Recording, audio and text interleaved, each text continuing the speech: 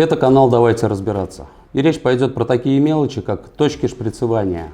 Где, когда, какая периодичность. Сейчас мы все расскажем. В этой серии мы поговорим про те места, которые необходимо периодически смазывать, шприцевать. Для того, чтобы удобно было нагнетать смазку, лучше, конечно, использовать нагнетатель с гибким шлангом, с эластичным. Если использовать нагнетатель с остальной трубкой, тогда не удастся добраться до всех тавотниц, до всех пресс-масленок. О том, какой смазкой необходимо смазывать все узлы и с какой периодичностью, эту информацию вы можете посмотреть в инструкции по эксплуатации машины в разделе таблицы эксплуатационных материалов.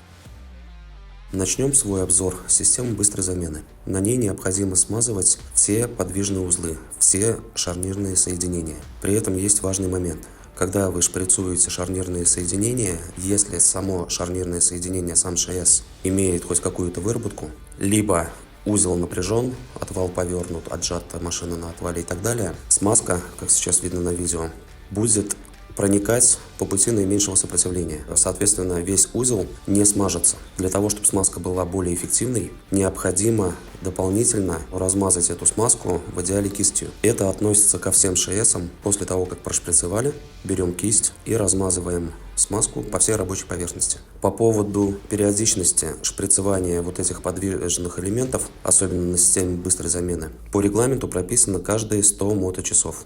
Скажем так, если машина выполняет большой объем работ по перемещению снежных масс и все ШСы достаточно быстро вымываются снегом, я рекомендую шприцевать почаще. Здесь мы видим рычаг подвески. Это тоже подвижный элемент, он работает на подшипнике скольжения. Не стоит забывать про эти узлы. Периодичность смазки самой ступицы ступичных подшипников и подшипников рычагов каждые 400 часов. Я понимаю, что это неудобно делать, когда машина в работе, обута на гусеницах, тем не менее это делать необходимо.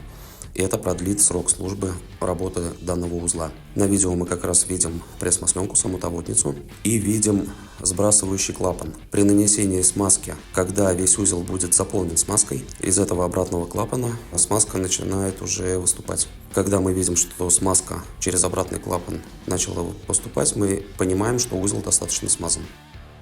Далее очень важный момент – это шарнирные соединения цилиндров натяжки гусениц. Про них достаточно часто забывают, не нужно этого делать. Их тоже необходимо шприцевать. Добраться до них неудобно, возможно, поэтому редко шприцуют, тем не менее необходимо. Также мы здесь видим тавотницу для смазки оси натяжной балки в районе сайлентблока.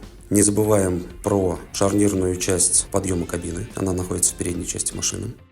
Немного поподробнее о шприцевании ступиц. Тавотница находится на колпачке на ступичном, а сбрасывающий клапан находится с внутренней стороны колеса. Более того, лично я рекомендую шприцевать ступицы ручным нагнетателем, а не автоматическим, потому что скорость подачи самой смазки автоматическим нагнетателем высока.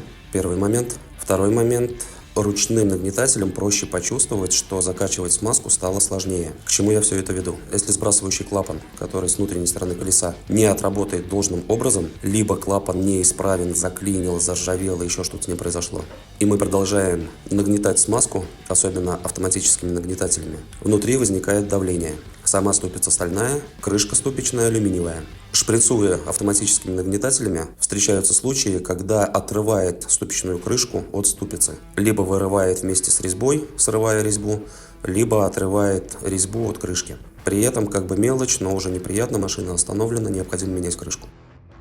Не забываем про остальные рычаги подвески. Здесь тоже мы видим тавотницу. Встречается исполнение, где вместо тавотницы вкручена заглушка. Для этого заглушку необходимо выкрутить, вкрутить тавотницу, пресс-масленку и также прошприцевать. Переходим к самоходному шасси фрезы. Здесь мы видим цилиндр поворота фрезы.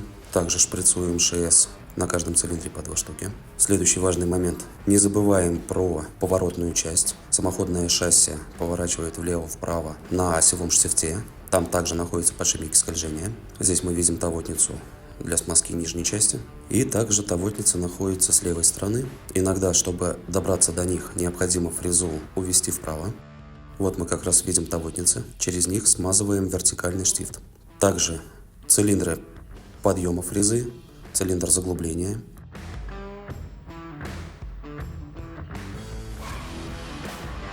Горизонтальный штифт подъема опускания фрезы, подъема опускания самоходного шасси. Также мы видим тавотницы и с левой стороны, и с правой стороны. Здесь нет дублирующих тавотниц. Если есть тавотница, значит необходимо смазать. Штифт заглубления фрезы. Также тавотница есть на петлях дверей. Если необходимо смазать, значит смазываем. В дополнение ко всему этому не забываем про навесное оборудование. Смазываем все подвижные элементы на отвальном ноже. То же самое делаем с фрезой. Увидимся в новой серии. Чао, какао.